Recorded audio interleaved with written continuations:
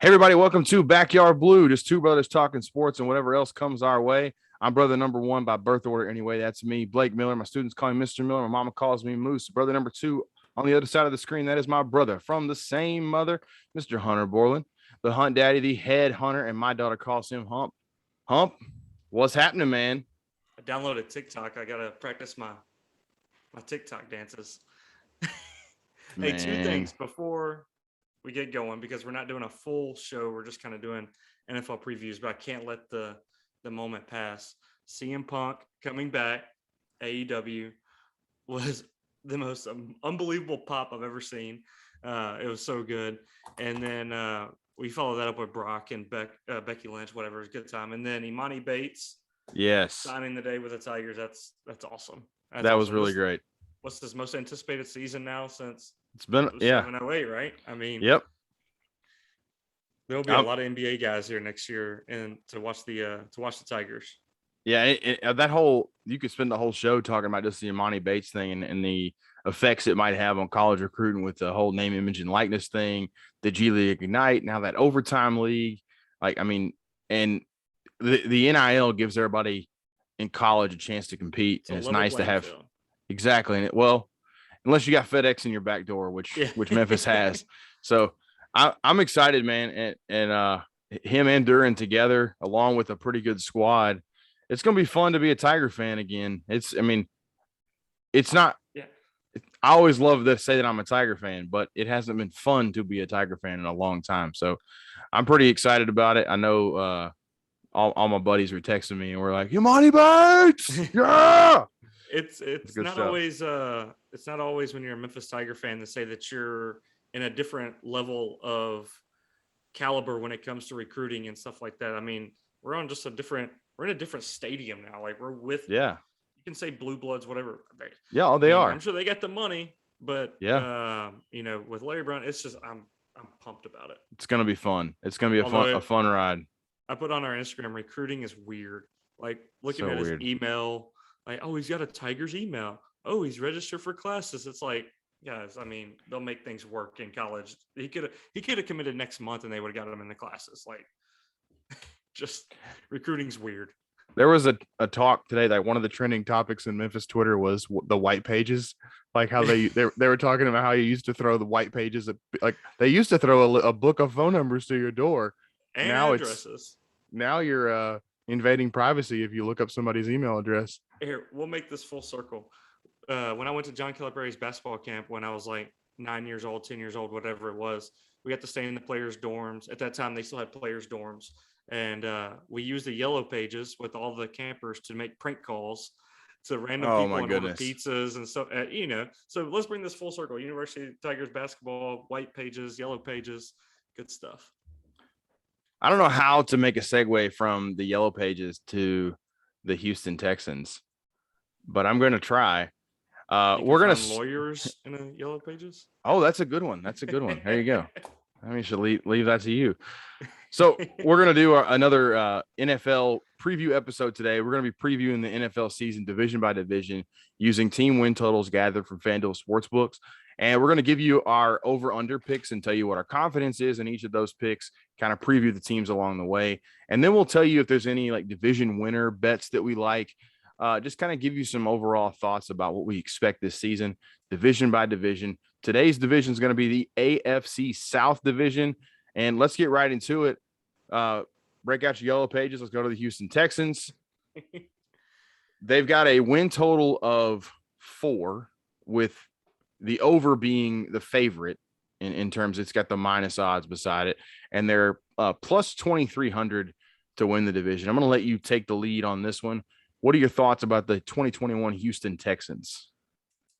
Bill O'Brien left just a flaming dumpster fire behind when he traded for Laramie Tunzel and got rid of that first round pick that gets Oh what was man, it to I mean it was just a complete mess this year. I mean they got a long way to go before they're good again. And I mean it's one question: does Deshaun play, right?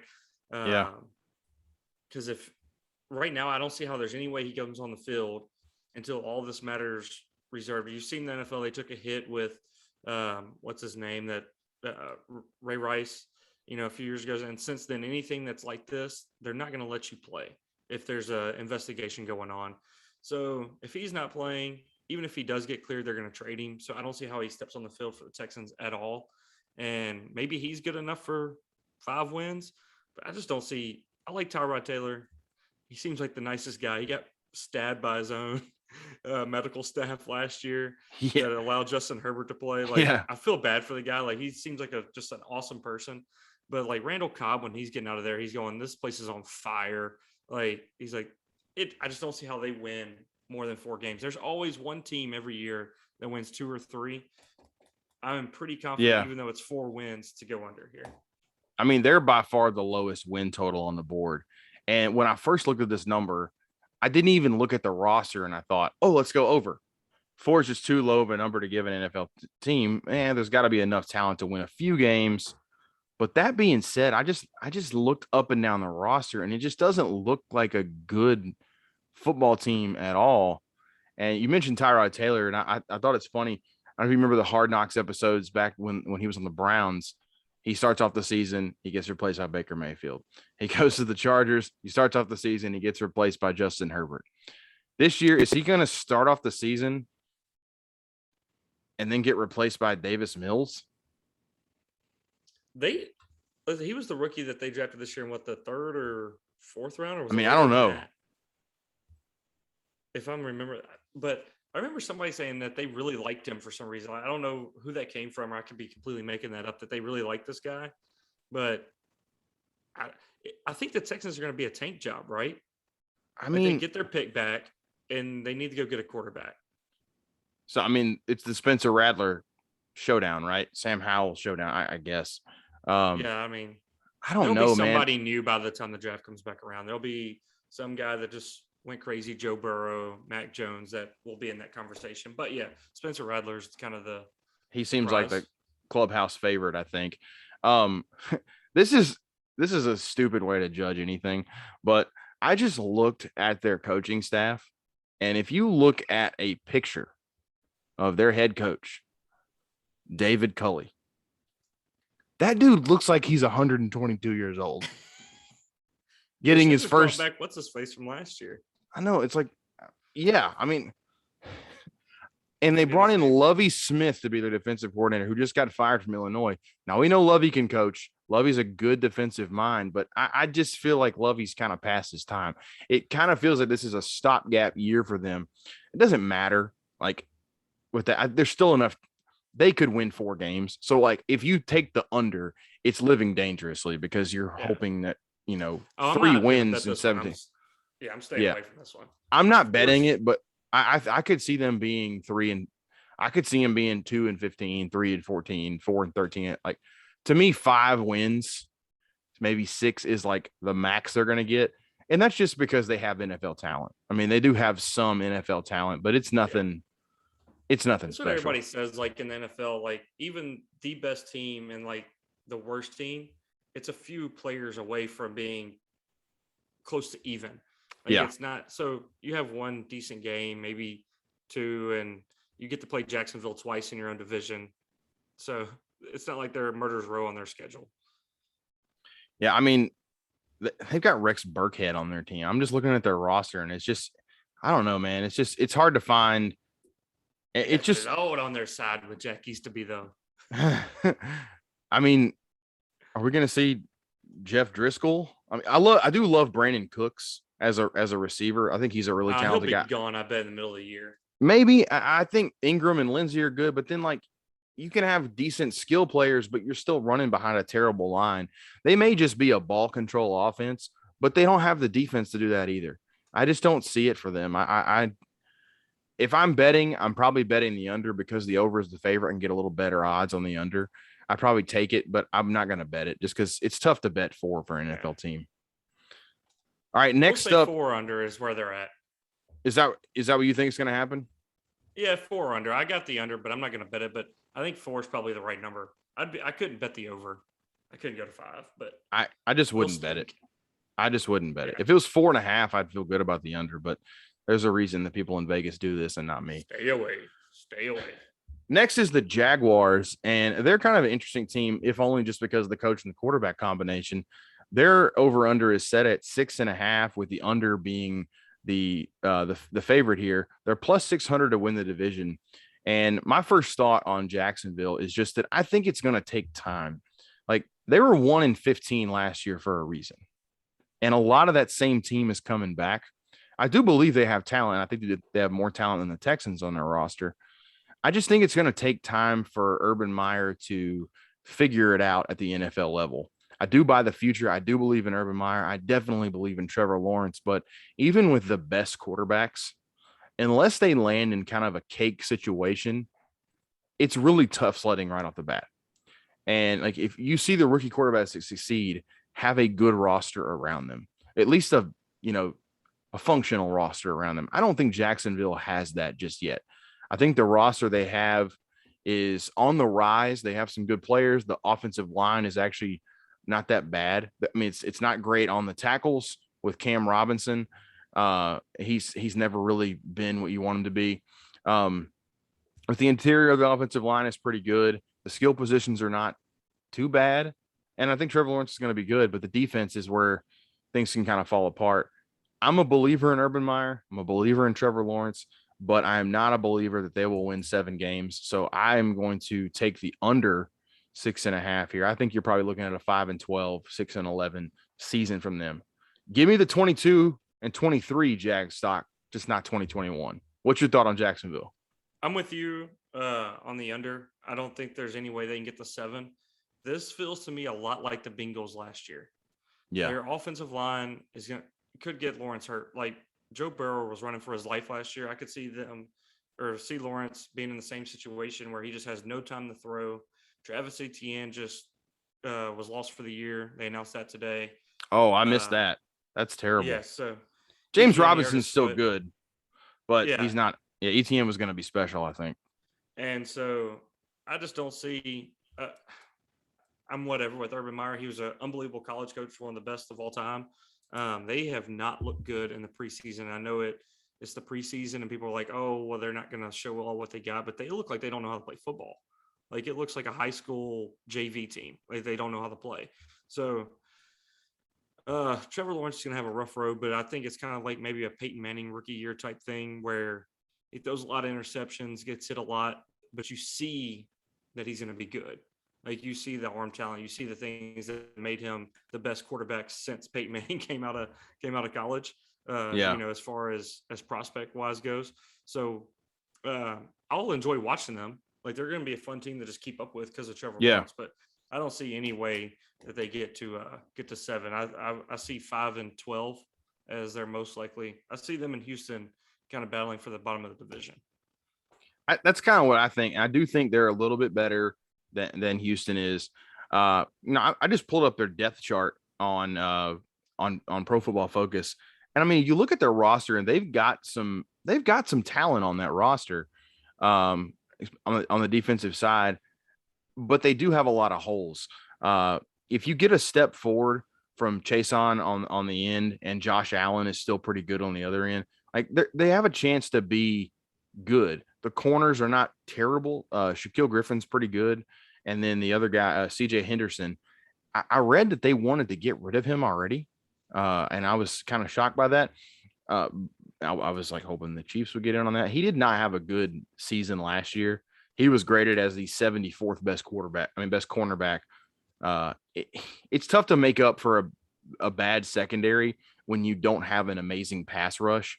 So I feel like even if their offense is a step better than it was last year, again, they have a decent offensive line. It's probably just a little worse in the middle of the pack. They got a good receiving core with Marvin Jones Jr., Laviska Shenault, DJ Chark. James Robinson's a pretty good halfback. I mean, you could see the offense being pretty good, and maybe they get in some shootout games that are entertaining. Like, in the NBA, we have league pass teams that maybe aren't that good. We like watching on league pass. Just, they're fun to watch. They lose a lot. The Jags might be that team that are just a little more exciting, bad team this year. But I'm still taking the under. For anything that they get rid of Gardner Minshew and he can go somewhere and play. Yeah. I just love watching him come out to play football. Who's a good fit for him? Excited to watch him play. I wish he would have gone to Washington. I was trying to think of that earlier. Like Washington, they could still do it because if Yeah. Fitzpatrick, are you really going to go to Hinkie? I mean, really, there's unless somebody gets hurt, which somebody will get hurt, and I think that's when he may get traded. Like, there's going to be a quarterback that goes down, and I mean, if I'm the Cowboys, I'm trying to get him right now because I do not want Yeah. Garrett Gilbert coming in as my backup. It's still tough. I mean, you're hoping that he goes. I mean, I guess he would probably go to a team that's already decent, or is They a lost a terrible. starting quarterback that maybe could have got him to the playoffs or something like that, and they want somebody to maybe still make that happen. Yeah, maybe you can help go 500 the rest of the way or something. Yeah. I think it's more likely that he would get traded to a bad team. Man, I don't know. I don't know. I'd like you. I'd like to see him somewhere else, but I don't know if that will be granted that wish. I'm on the under for them. You say you're on the under as well. Absolutely. Any interest in plus 600 to win the division? That's a bet no, that's a bet though. If we're both on that one, we both feel pretty confident. I'm rolling with that bet. I'll be putting that one in. I'll be placing that one too. That's one of the ones I feel most confident about. And it's not a long term. I believe in Urban Meyer. I just don't yet. Like I want to see division I think I've looked at so far, which probably means I'll bet it completely wrong and not get a single thing right. I'm interested to see what you think about the next team. That's the Indianapolis Colts. They've got an interesting number, I thought, and it's one that the over is the favorite. It is the one you kind of eat the chalk, pay the juice on. Their number is 8.5, and their division number to win the AFC South is plus 140. What's your take on this roster? A lot of shakeup, with Carson Wentz coming in. What's your take on the Colts? So this may be a thing because I hear about him every day because I watch the Pat McAfee show every day, and obviously he's a Colts guy. So this may be something that I hear like the greatest things about this team, but they went 11-5 last year. Yeah, and Phillip Rivers was not outstanding. He was just an average quarterback. He could barely throw the ball downfield. Their offensive line is, if they get Quentin Nelson back and he's good, is one of the better offensive lines. They didn't protect like it last year and run the ball like it, but they are. Jonathan Taylor's probably the best young running back, like as in the first, second year type running back. He's the leader of that pack. But here's the question, kind of like with Houston, if Deshaun Watson plays, they'll win more than 4 games. If Carson Wentz can return to how he played in 2018, the first 11 games of the year when they went to the Super Bowl I with Nick Foles and whatnot, he was going to be the MVP of the league. Like, there was no question. He was leading by far, was going to win the MVP that year. So I wrote down a few things. He played 11 games in 2018, had a 70% completion percentage, 21 touchdowns, 7 interceptions, 102.2 rating. You would take that every day of the week for your starting quarterback. 2019, played all 16 games, dropped to 64% completion, 27 touchdowns, 7 interceptions, 93.1 rating. Still not bad. And they were decent that year. They didn't make a run, but they still, I think, made it to the playoffs. The difference between those 2 years, their offensive line was healthy in Philadelphia. That's really the only difference. And then 2020, their offensive line got depleted, no weapons. 57% completion percentage in 12 games, 16 touchdowns, and 15 interceptions, and a 72.8 rating. If he can come back just close to 2018, I think they easily go over. But their first 5 games will be tough. I saw that today there was somebody in Vegas was predicting to go 0-5 to start their year.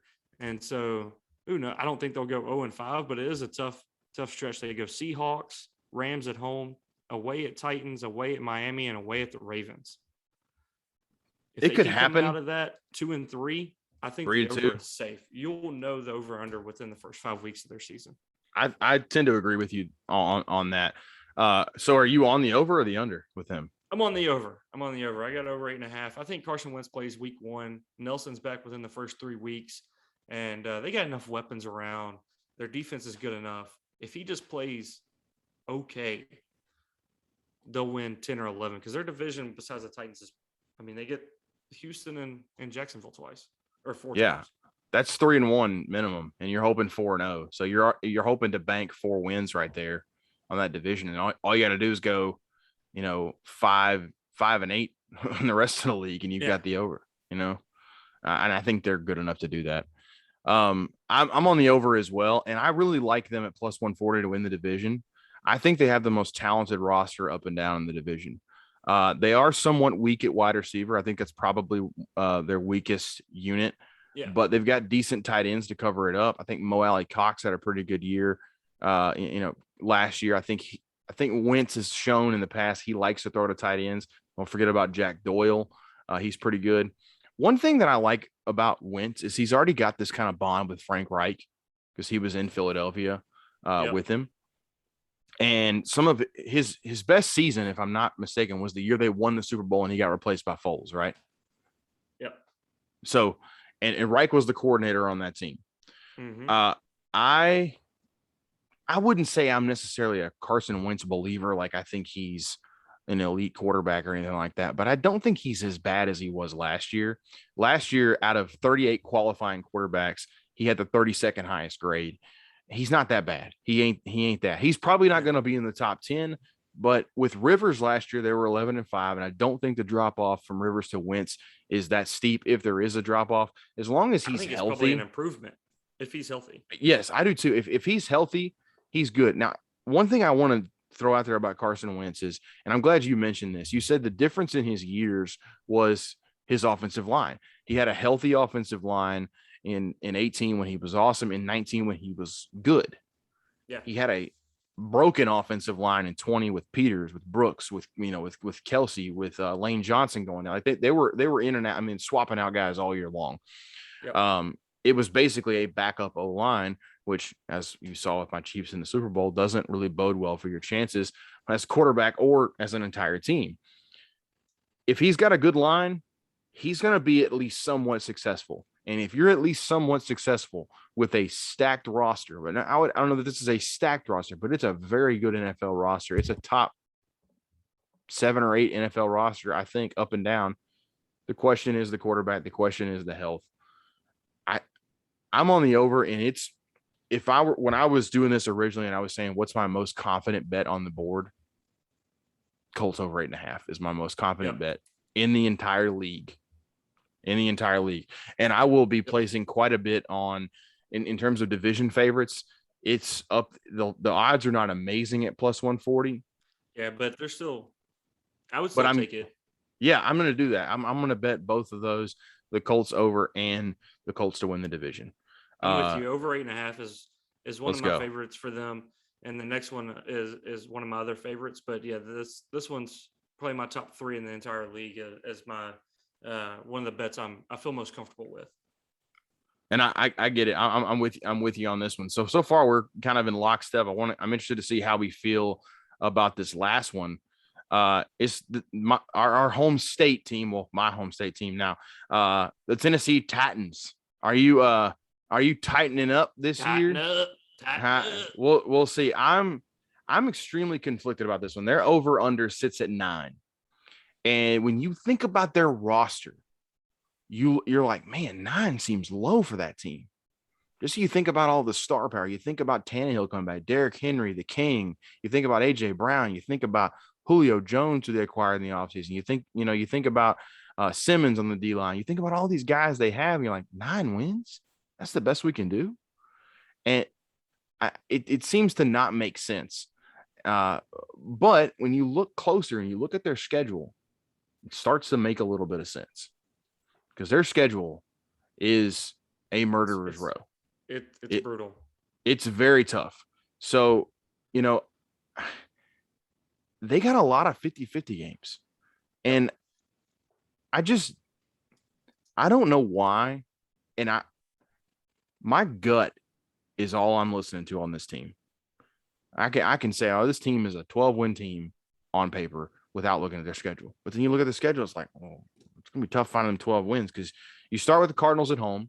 That's a 60-40 game. You should win that one, but the Cardinals are good enough to beat you. At Seattle, you count that as a loss. The Colts at home, 50-50 game. At the Jets, that's probably a win. At the Jags, you hope that's a win. Bills at home. It's probably a loss, but you don't really know. You could see them winning. They've beaten them before. I think if Chiefs, they win one of the next 2 games, the Bills, Chiefs. They win one of those, you're in good shape. At the Colts, you're thinking a loss. At the Rams, you're probably thinking a loss. The Saints, in your house. We don't know what the Saints are. Like, it's a toss-up game. The Texans in your house, good. At the Patriots, probably a loss. I don't think we know what the Patriots are, but we don't I know, would say but that's a loss. Yeah, I would assume that. Just looking at the schedule, you go to Jags at home. You think that's probably a win. At the Steelers, you don't know, but that's a tough place to play, and the Steelers are not going to be terrible. At least going to be competitive. We'll talk more about them in our AFC North episode. Yep. You get the 49ers at home. That's a ridiculously tough game. I think the 49ers are a real Super Bowl contender. They're going to be really good. The Dolphins, we told you on the last show that we don't know that they have a huge range of outcomes. By this time, they could be, rolling, or they could be terrible. Like they could have decided Tua is not what they want, and you never know. And you're at the Texans, so you only find like 4 or 5 that you feel good about on that schedule. Like you're definitely going to win. It's a lot of 50-50 games and a lot of assumed losses. So when I hear 9 for them, I am on the under for the Tennessee Titans, and the over is favored here. I believe it's -150 on the over. So that's part of the reason I would take the under. And I am actually going to bet this one because I feel like the odds give me enough of an advantage to where it feels worth it. And I also get really annoyed with the Tennessee Titans fans who live around me. I so enjoyed the year that the Chiefs won the Super Bowl. They lost a very close game in Mahomes' first game back from injury to them. And every Titans fan I knew was like, "Oh, your team sucks, man. Your team's terrible. The Titans go win the Super Bowl." I was like, I'll see you in February, okay? And you'll be at home." And then when we came back from that 10-0 deficit and just put our foot on their throat, it was awesome. And I made sure to go back to every Titans status on Facebook and just typed LOL. LOL. That's funny. LOL with the Mahomes nodding GIF. Titans fans hate me. That's okay. Hey, I want to say something real quick about that before we go. I love Julio Jones, but I think his acquisition is overrated because he replaces Corey Davis, who had a really great season. I still think A.J. Brown is the number 1 receiver in this offense. Like, it's a gain, but people are acting like you gained something, more than what you had. Like, you got rid of a really good player and replaced him with a great player. It's not going to be a super significant gain over what you were last year. It is a gain. Don't get me wrong. You obviously want Julio Jones more than Corey Davis, but we can't discount that Corey Davis was a really good player for this team. And you hope that Julio is the same and a little better. I don't know. So I'm going to start off by saying that the Titans are, besides the Eagles and Washington football team, this is my least favorite team in the NFL, and it's for the same reasons. I don't like old orange UT out there in Rocky Top. Their fans just annoy the crap out of me, and this is coming from a Cowboys fan who everybody goes, "Oh, they annoy the crap out of me." So whatever. This is fair. my team. This is my team. I get to hate the fans on, right? But you say Julio, Corey Davis was good. Julio's great. I don't think it's as much about what Julio does as far as numbers. But when you have Derrick Henry back there and you go with Julio and A.J. Brown on the outside, Derrick Henry's a cheat code. This dude he's one of the top 5 players in the NFL. Like, if Patrick Mahomes is to the quarterback position that he is, like a head and shoulders above everybody else, I think Derrick Henry's that for the running back position. I don't think there's anybody close to him at the running back position. He can single-handedly just turn a game around. He can go for 250 yards and 3 touchdowns, and Ryan Tannehill throw 10 passes. And so, like I told you before, I think they can control games if he's running the ball well. And I think with Julio, A.J. Brown on the side, Taylor will line back, I think they just control enough games, time of possession. Their defense isn't very good. They got Jeffrey Simmons can get to the ball or get to the quarterback, but he can just hold the ball for so long, and they're powerful. Like, their offense is powerful enough to score enough points to win. So I see them going over. I feel pretty confident in over. I think they'll win the division, even though I think the Colts they both finished 11-5 last year. I think I could see them finishing one team 12-5, one team 11-6, whatever. And maybe the last game of the year, or one of the last games of the year, they play each other again. But I got the over. Ryan Tannehill's been really good for the past 3 years. Julio, we're going to talk about it in the next episode. Dan Quinn is not an offensive guy, and their No. offense in Atlanta was terrible the past few years. Julio is the best wide receiver we've seen since Calvin Johnson. Like, just pure talent, just destroy people. I mean, we watched him in Tennessee when he was at Alabama with a broken arm, Ooh. just annihilate. I mean, it's the most incredible performance I've seen in person. He was so since much we better than watched everybody else D'Angelo in and the all. field. It Man, looked he was like- amazing. Yeah. And so I think we kind of forget how good he is when he has somebody that can get him the ball. Not that Matt Ryan was bad, but just an offense that can get him the ball. I think you're going to see a bounce back year for him. A.J. Brown's going to be really good. But I just think Derrick Henry, he's got a chance for 2,000 again this year. Man, I always say, like, I'm one of those people who doesn't really believe in like huge investments in running backs or that running backs really make a difference. Like, I think if you have your running game is more dependent on your offensive line and your play calling than it is about your back. But there's a few backs in the NFL, just a few, maybe a handful. Maybe I can count them on 2 fingers. I don't know, but okay, a handful. It's like Chubb, Henry, McCaffrey, Barkley. I'm leaving somebody off. It was Zeke a few years ago, and he's been He could terrible. get But back his there. first 2 or 3 years, Kamara. I mean, yeah. You're only your upper echelon of running backs in the NFL really make that big impact. Derrick Henry is the one who makes the biggest impact. Like you can, he's the running back you pay. Like he's And the he doesn't do very it catching the ball either. Like it is, yeah, which is amazing. Like hand he's it to so him and good just- running. Like yeah. he's amazing. And I think their offensive line is good enough at run blocking to keep them in games.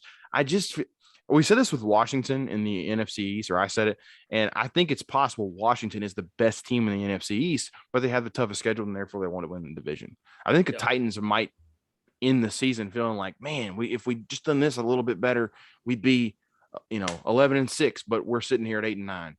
I don't feel awesome about this bet, but I do know I get enough. I get some, advantageous odds that I like. A couple things I wanted to say about them was that they were, like you mentioned it, they don't really have anybody that can get after the quarterback besides Simmons. I'm not a big fan of Bud Dupree. I'm not really a fan of Harold Landry. Their secondary is a big question mark. The linebacking core is pretty good. They've got the same questions as the Cowboys on defense. Yeah, Not they as really bad, do. But it's a lot of the same questions. But the thing I think that there's 2 things I think could make a difference. And it comes down to Arthur Smith, who I really believe is one of the better play callers in the league. Like it's like Andy Reid, Brian Daboll, Arthur Smith that are up there in terms of best play callers for me. Kyle Shanahan will be up there as well. Shanahan. I just feel like with him gone, they do have somebody that was there. Todd Downing, I believe is his name. He was the tight ends coach last year, so he's stepping in. He's familiar with the offense at least a little bit. But I feel like they're going to lose something there. They're going to miss Arthur Smith. I don't know. I could be wrong, but Vrabel's not an offensive guy, and I don't know, man. There's something. I think that loss is going to matter for them, and I think that gain is going to matter for the Falcons. And the last thing was, are we sure Ryan Tannehill is this good? Are we sure? I mean, it's been 2 complete years now. a year and a half. He's been awesome. He's been awesome. Like But at some point, the sample size is big enough. 2 or 3 games I get, Yeah. but it's been 25 plus games where he's been great, like the top 3 quarterback in the league statistically. he just does what he's supposed to do. Statistically, like I know you don't see it on the field, but statistically, he's been a more, I'm not gonna say productive, but like efficient passer than like Patrick Mahomes and Tom Brady. Like if you just look at the numbers, he's efficiently like the most effective quarterback in the league. Titans fans will hate me for this, but I think he's just a souped up Alex Smith. Like I think he's doing with the Titans I agree. what Alex Smith did at his peak. And like I think that's what he is, but there's going to be games like he's not going to win it. No, Derrick Henry could, AJ Brown could, but I feel like it's kind of like what we said with Wentz. Like he's like an above average quarterback, but he's made better by his surrounding cast and his game plan. But I do think missing Arthur Smith could hurt him, and it kind of goes into me taking the under. It might make a difference in 1 or 2 games here and there. I don't know. I could be wrong, but I think the Bills, Chiefs are the top of the AFC. yeah, But then I think it's like Ravens, Titans, Browns are like 3 teams that are in the same. Colts, I Category. think. Yeah, they may be a little bit lower. I think just because the unknown with Carson Wentz. You Yeah. just really have no clue. But if Carson Wentz is good, they're in the same tier. And so can you snag a couple of those from the teams in the same tier? Like if you're in that tier, you should be able to go 500 or so against those teams. And if they can do that, they'll easily hit the over and win the division. Every year it feels like the Titans lose games they're not supposed to lose. Yeah. And they win a couple they're not supposed to win. Yeah, was it the Bills last year? They just destroyed them at home. Yeah, but like didn't they lose both games with the Colts? Is that right? I'm not sure. Possibly 1-1, but now I gotta look it up. This is gonna make for a great podcast. Me looking up the schedule of the 2020 Tennessee Titans. Let's see. I wrote it down earlier. I looked at it earlier. I looked at their schedule from last year, them and the Colts, but didn't jot it down. Who did they lose to that was like just crazy? The Saints beat them. Oh, the Panthers. It was the Panthers. No, it wasn't. That's wrong. That's wrong. No, it wasn't. But anyways, I don't know. Don't listen to me. I feel pretty confident in it. I see why you take the under because of their schedule, but I think they got enough talent to go over. It's one that I'm gonna bet it only because of the odds and only because I don't really want them to be good.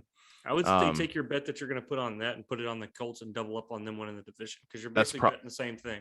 Yeah, that's what I think I'm going to do. I'll probably lean more that way, but I don't. It's one where if I'm betting the over, I don't feel awesome about it. Like that schedule is brutal. It is. It is. Any final words before we sign off on this episode?